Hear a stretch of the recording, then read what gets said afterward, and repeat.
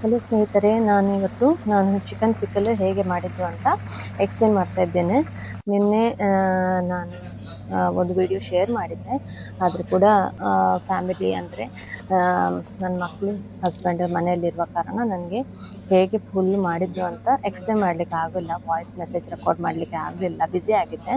ಹಾಗೆ ಜಸ್ಟ್ ನಾನು ಡಿಸ್ಕ್ರಿಪ್ಷನಲ್ಲಿ ಹಾಕಿದ್ದೆ, ಆದರೆ ಕೂಡ ನಿಮಗೆ ಜಸ್ಟ್ ಎಕ್ಸ್ಪ್ಲೇನ್ ಮಾಡೋದಕ್ಕಾಗಿ ನಾನು ಹೇಳ್ತಾ ಇದ್ದೇನೆ. ಫಸ್ಟ್ ನಾನು ಚಿಕನ್ ಪೀಸಸ್ ಸ್ಮಾಲ್ ಮಾಡಿ ವಿತ್ ಥೈಸ್ ಪೀಸಸ್ ನಾನು ತಗೊಂಡದ್ದು. ಅದಕ್ಕೆ ಸ್ವಲ್ಪ ಜಿಂಜರ್ ಗಾರ್ಲಿಕ್ ಪೇಸ್ಟ್, ಸಾಲ್ಟ್, ಸ್ವಲ್ಪ ಅರಶಿನ, ಕಾಶ್ಮೀರಿ ಚಿಲ್ಲಿ ಪೌಡರ್, ಮತ್ತು ಬ್ರಾಹ್ಮಿನ್ಸ್ ಪಿಕ್ಕಲ್ ಮಸಾಲ ಅಂತ ಇಲ್ಲಿ ಸಿಗುತ್ತೆ, ಅದು ನಾನು ಜಸ್ಟ್ ಮಿಕ್ಸ್ ಮಾಡಿ ಒಳ್ಳೇದು ಮಾಡಿ ಅದರದ್ದು ನೀರು ತೆಗೆದು ಒಂದು ಮ್ಯಾರಿನೇಷನ್ ಆಗಲಿಕ್ಕೆ ಸ್ವಲ್ಪ ಅಂದರೆ ಮಿಕ್ಸ್ ಮಾಡಿ ಒಂದು 2-3 ಗಂಟೆ ಇಟ್ಟಿದ್ದೆ. ಅದರ ನಂತರ ಕ್ಯಾನೋಲಾ ಆಯಿಲ್, ನಾನು ನಾರ್ಮಲ್ ಕ್ಯಾನೋಲಾ ಆಯಿಲ್ ಇಲ್ಲಾಂದರೆ ನೀವು ತೆಂಗಿನ ಎಣ್ಣೆ ಕೂಡ ತಗೊಳ್ಬೋದು. ಯಾವುದಾದ್ರೂ ಫ್ರೈಯಿಂಗ್ ಆಯಿಲ್ ನೀವು ಯಾವುದು ಯೂಸ್ ಮಾಡ್ತೀರಿ ಅದು ತಗೊಂಡು ಅದರಲ್ಲಿ ಡೀಪ್ ಫ್ರೈ ಮಾಡಬೇಕು. ಒಂದು 10 ಪೀಸಸ್ ಹಾಕಿ, ಅಂದರೆ ಅದು ನೀವು ಇಟ್ಟದ್ದು ಕೋಲ್ಡ್ ಆಗುತ್ತೆ ಡೀಪ್ ಫ್ರೈ ಮಾಡುವಾಗ. ಸೊ ಒಳ್ಳೇದು ಮಾಡಿ ಫ್ರೈ ಮಾಡಬೇಕದು.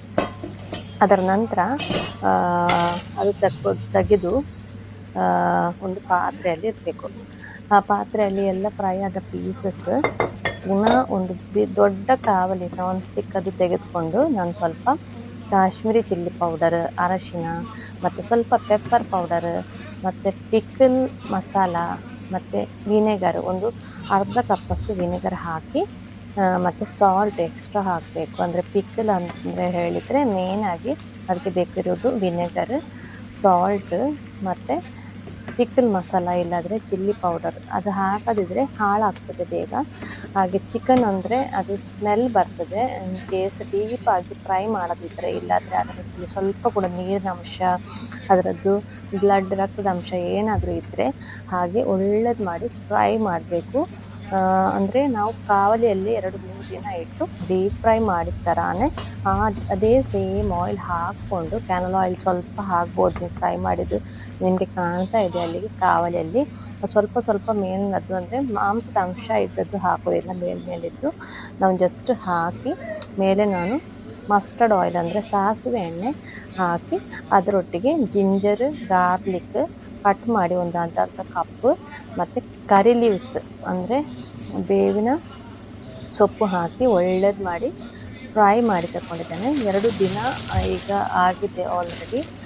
ನಿನ್ನೆ ಇವತ್ತು ಒಳ್ಳೇದು ಮಾಡಿ ನಾನು ಕರಿ ಲೀವ್ಸ್, ವಿನೆಗರ್, ಸ್ವಲ್ಪ ಆಯಿಲ್ ಅದು ಫ್ರೈ ಮಾಡಿದ್ದು, ಸಾಸಿವೆ ಎಣ್ಣೆ ಒಂದು 250 ml ಅಷ್ಟು ಹಾಕಿ ಒಳ್ಳೇದು ಮಾಡಿ ಫ್ರೈ ಮಾಡಿ ವಿನೆಗರ್ ಮತ್ತೆ ಸೇರಿಸಿದ್ದೇನೆ. ನನ್ನ ಮಗು ಅಲ್ಲಿ ಬಂತು, ನಾನು ಫೋಟೋ ತೆಗಿತೇನೆ, ವಿಡಿಯೋ ತೆಗಿತೇನೆ ಅಮ್ಮ ಅಂತ. ಹಾಗೆ ಒಳ್ಳೆಯದಾಗಿ ಬಂದಿದೆ, ತುಂಬ ಟೇಸ್ಟಿಯಾಗಿ ಬಂದಿದೆ. ಸ್ವಲ್ಪ ಕೂಡ ನೀರಿನಂಶ ಇರಬಾರ್ದು. ಅದು ಆದಷ್ಟು ನಾವು ಫ್ರೈ ಮಾಡಿದರೆ 2-3 ದಿನ ಹೊರಗಿಟ್ಟು ದಿನಕ್ಕೆ 2 ಬಾರಿ ಸ್ವಲ್ಪ ಬಿಸಿ ಮಾಡಬೇಕು. ತುಂಬ ಇದು ಮಾಡಲಿಕ್ಕೆ ಹೋಗಬೇಡಿ. ಸೈಡಲ್ಲೇ ನೀವು ಇದು ಮಾಡ್ಕೊಳ್ಳಿ. ಸ್ವಲ್ಪ ದೊಡ್ಡ ಪಾತ್ರೆ ತಗೊಂಡು, ಅಂದರೆ ಇಲ್ಲಾದರೆ ಹೊರಗೆ ಬೀಳ್ತದೆ ಅದರದ್ದು ಮಸಾಲ ಎಲ್ಲ ನಾವು ಮಿಕ್ಸ್ ಮಾಡ್ಕೊಳ್ಳುವಾಗ.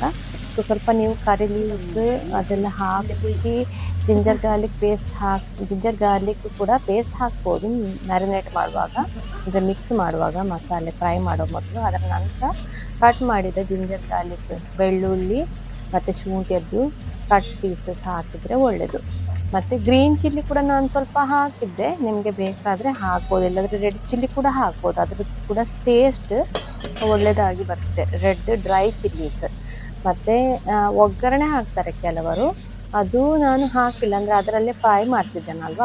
ಅದು ಕೂಡ ಒಗ್ಗರಣೆ ನಿಮಗೆ ಬೆಳ್ಳುಳ್ಳಿ ಬೇಕಾದರೆ ಜಜ್ಜಿ ಅದರೊಟ್ಟಿಗೆ ಸ್ವಲ್ಪ ಬೇವಿನ ಸೊಪ್ಪು, ಮತ್ತು ನನ್ನ ಮಮ್ಮಿ ಏನು ಮಾಡ್ತಿದ್ರು ಒಗ್ಗರಣೆಗೆ ಸ್ವಲ್ಪ ಸಾಸಿವೆ, ಜೀರಿಗೆ ಮತ್ತು ಸ್ವಲ್ಪ ಒಂದು ಮೆಂತೆ ಅದು ಪುಡಿ ಮಾಡಿ, ಸ್ವಲ್ಪ ಪೆಪ್ಪರ್ ಕೂಡ ಪುಡಿ ಮಾಡಿ ಹಾಕ್ತಿದ್ರು. ಓಕೆ, ಬೆಳ್ಳುಳ್ಳಿ, ಶುಂಠಿ ಅದು ಅಂದರೆ ಸಾಸಿವೆ ಹೀಗೇ, ಮತ್ತು ಸ್ವಲ್ಪ ಜೀರಿಗೆ, ಮತ್ತು ಪೌಡರ್ ಮಾಡಿದ ಮೆಂತೆ, ಮತ್ತು ಇದು ಬ್ಲ್ಯಾಕ್ ಪೆಪ್ಪರ್ ಅದು ಜಜ್ಜಿ ಹಾಕಿದ್ರು. ಸ್ವಲ್ಪ ಕರಿ ಲೀವ್ಸ್ ಮತ್ತು ಶುಂಠಿ ಒಟ್ಟಿಗೆ, ಶುಂಠಿ ಅಲ್ಲ, ಬೆಳ್ಳುಳ್ಳಿ ಒಟ್ಟಿಗೆ, ಸಾರಿ, ಹಾಗೆ ಒಳ್ಳೆದಾಗಿ 2 ದಿನ ಇಟ್ಟು ಫ್ರೈ ಮಾಡಿ ಅದಕ್ಕೆ ಸ್ವಲ್ಪ ಬೇಕಾದಷ್ಟು ಪಿಕ್ಕಲದ್ದು ಟೇಸ್ಟ್ ಬರುವ ಅಷ್ಟು ನಮಗೆ ಸಾಲ್ಟ್ ಹಾಕ್ತಾ ಇರಬೇಕು. ಮತ್ತು ಸ್ವಲ್ಪ ಸಾಲ್ಟಿ ಆದರೂ ಕೂಡ ಪರವಾಗಿಲ್ಲ, ಅದು ಮತ್ತೆ ಎಳ್ಕೊಳ್ತದೆ.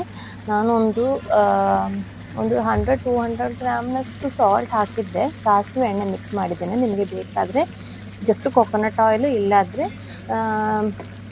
ಜಸ್ಟ್ ಎಳ್ಳೆಣ್ಣೆ ಹಾಕ್ಬೋದು. ಸೆಸ್ನೆ ಆಯಿಲ್ ಅಂತ ಸಿಗುತ್ತೆ, ಅದು ಕೂಡ ಹಾಕ್ಬೋದು.